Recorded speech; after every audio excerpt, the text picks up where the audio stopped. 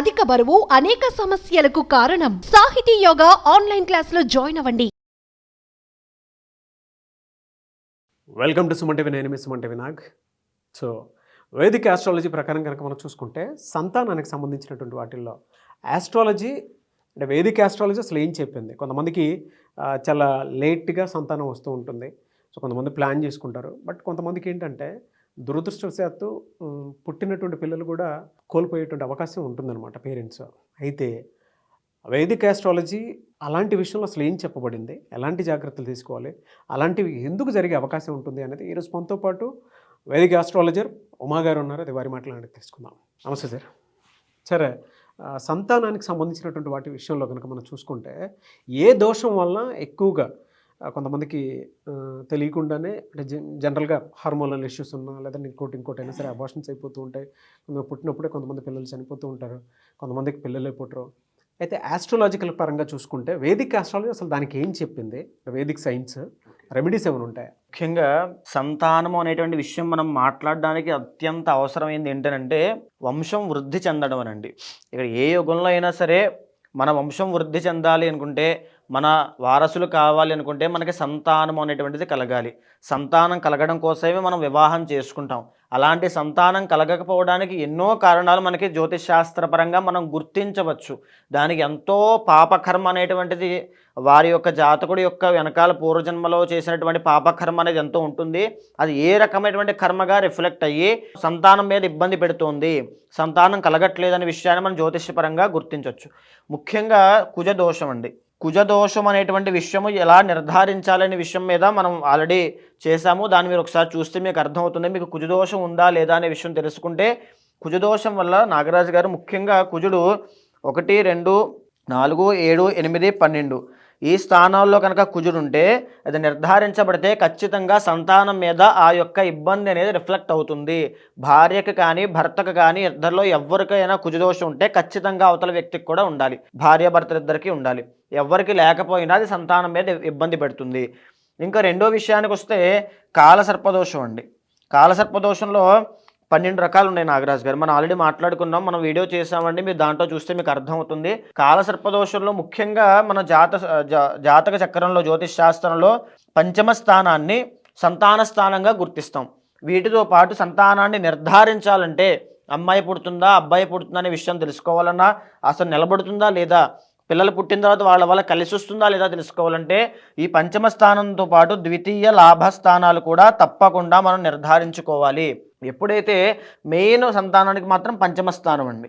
పంచమ స్థానంలో కనుక ఏ రాహు ఉన్నాడు అనుకోండి, సంతానము మిస్క్యారీ అవ్వడం కంపల్సరీగా అవుతుంది. ఆడవాళ్ళ జాతకం చూసే విధానం వేరుంటుందండి, మగవాళ్ళ జాతకం చూసేటువంటి విధానం వేరుంటుంది సంతానపరంగా. ముఖ్యంగా ఆడవాళ్ళ జాతకంలో పంచమ స్థానంలో కనుక రాహు ఉన్నాడంటే తప్పనిసరిగా మిస్క్యారీ అవ్వడం 100% జరుగుతుంది. ఆ విషయానికి కాలసర్పదోషం కారణమవుతుందా లేదా నిర్ధారించుకోవాలి.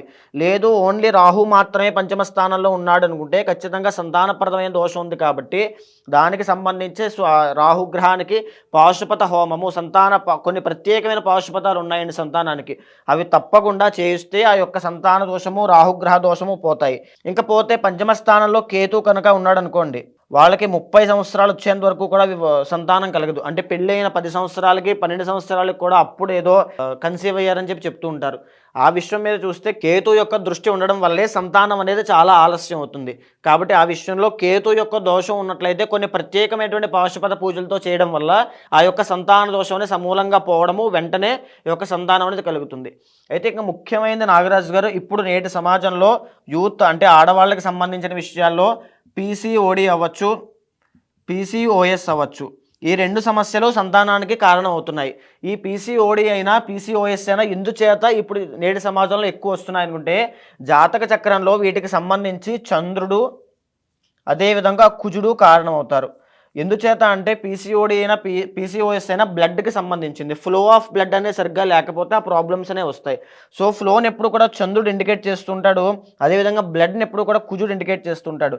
ఒకవేళ జాతకంలో చంద్రుడు కానీ కుజుడు కానీ ఆడవాళ్ళ జాతకంలో కనుక బాగోకపోతే, లేకపోతే దుష్టగ్రహ సాంగత్యం పట్టినట్లయితే వాళ్ళకి యొక్క పీసీఓడి పీసీఓఎస్ అనేటువంటి సమస్యలనే వస్తాయి. దీంతోపాటు థైరాయిడ్ సమస్యలు కూడా వస్తాయి.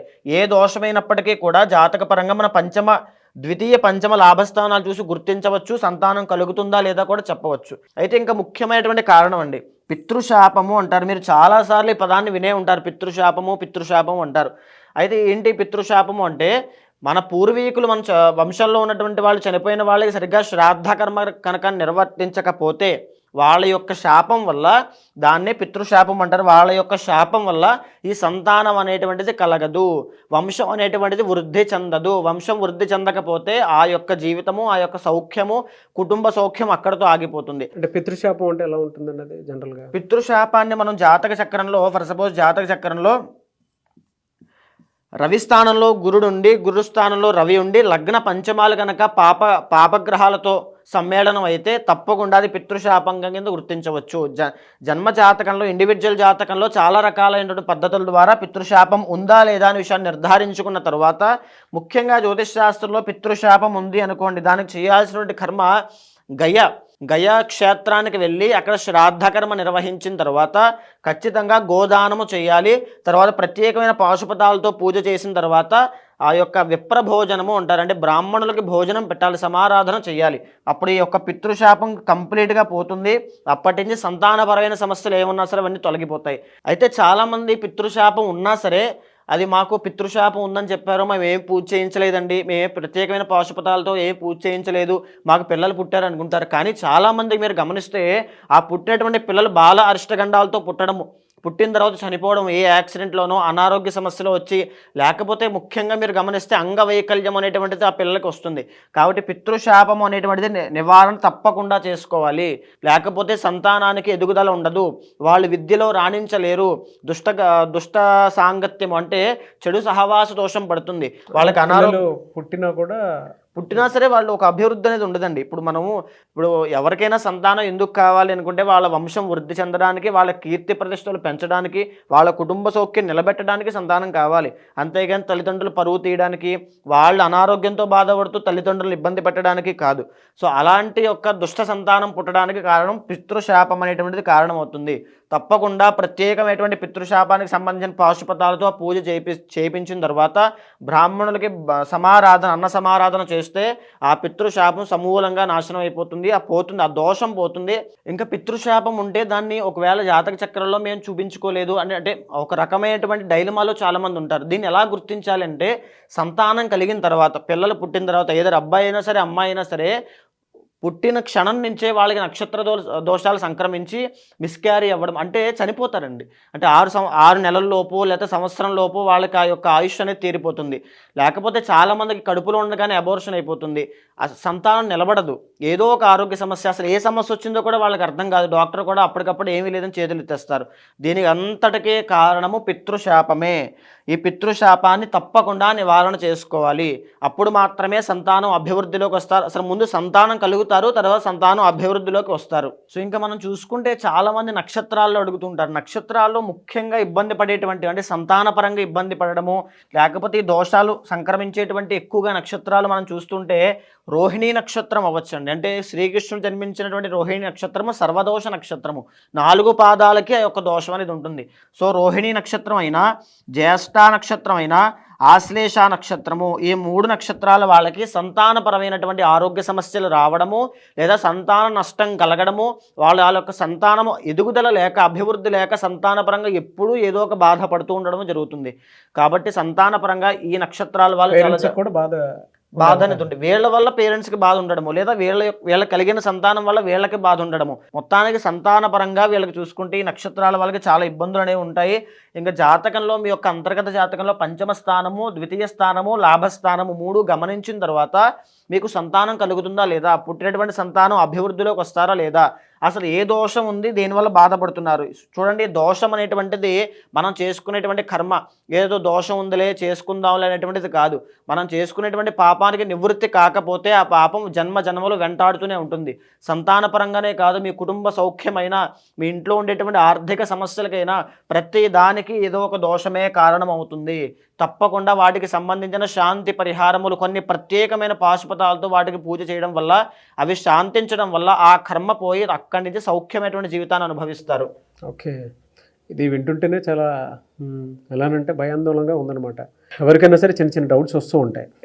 బట్ జాతక చక్రాన్ని బట్టి చూసే ఆ దోషం ఉందో లేదో మనం ఐడియా ఒక్కొక్క కన్క్లూషన్కి వస్తాం కాబట్టి అడుగుతున్నాను. మీరు ఇందాక కొన్ని దాన ధర్మాలు పూజలు చేయిస్తే వాటికి సంబంధించినటువంటి రెమెడీ అన్నారు కదా, అండ్ జాతక చక్రం కోసం అని చెప్పేసి అన్నారు. అది కొంతమంది వీడియో చూసిన తర్వాత మిమ్మల్ని అప్రోచ్ అవుదాం అనుకుంటారు. ఎలా మిమ్మల్ని అప్రోచ్ అవ్వాలి అంటే ప్రాసెస్ ఏంటి? తప్పకుండా అండి, మీ కింద కనిపించేటువంటి నెంబర్కి కాల్ చేసి అపాయింట్మెంట్ తీసుకుంటే స్వయంగా నేనే మీ యొక్క జీవితం మీద విశ్లేషణ చేసి కూలంకషంగా మీ జాతక చక్రాన్ని చర్చించిన తర్వాత ఏది చేస్తే మీ జీవితం అభివృద్ధి బాటలోకి వెళ్తుంది అనేటువంటి విషయాన్ని నిర్ధారించి నేనే స్వయంగా అన్నీ జరిపిస్తాను. మీకు అలాంటి ఇబ్బంది అవసరం లేదు. సో అవసరమైన వాళ్ళు కావాలంటే అపాయింట్మెంట్ తీసుకోవచ్చు, డైరెక్ట్గా నన్ను కలవచ్చు. ఓకే, సో అది మీరు కనుక వీడియో మొత్తం చూసిన తర్వాత ఏ చిన్న డౌట్ ఉన్నా రెమెడీ కోసం కనుక మీరు డెఫినెట్గా అప్రోచ్ అవ్వాలి అనుకుంటే స్క్రీన్ మీద మీకు ఉమాగారి కాంటాక్ట్ నెంబర్ కనిపిస్తుంది. దాన్ని మీరు కాల్ ఆర్ మెసేజ్ వాట్సాప్ చేసి అపాయింట్మెంట్ బుక్ చేసుకోవచ్చు. అండ్ ఈ వీడియో లైక్ చేయండి, షేర్ మాత్రం తప్పకుండా చేయండి. ఇలాంటి మరిన్ని వీడియోస్ కోసం మా ఛానల్ ఫాలో అవ్వండి. థ్యాంక్ యూ సో మచ్ ఉమాగారు. Thank you so much.